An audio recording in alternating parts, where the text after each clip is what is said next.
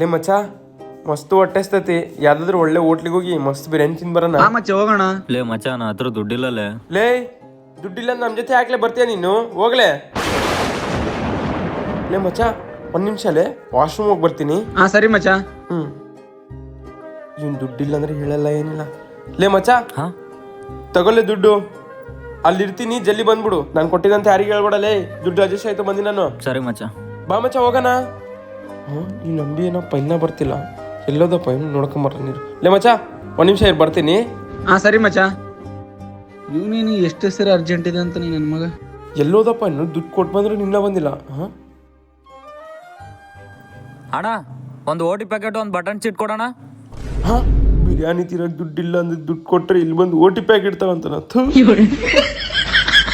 ಬಿಡಪ್ಪ ಇವತ್ತು ಹೆಂಗೋ ಒಂದು ಮಾಡಿ ಕುಡಿಯೋಕೆ ದುಡ್ಡು ಅಡ್ಜಸ್ಟ್ ಆಯ್ತು. ಇಷ್ಟ ಆದರೆ ಪ್ಲೀಸ್ ನನ್ನ ಚಾನಲ್ನ ಸಬ್ಸ್ಕ್ರೈಬ್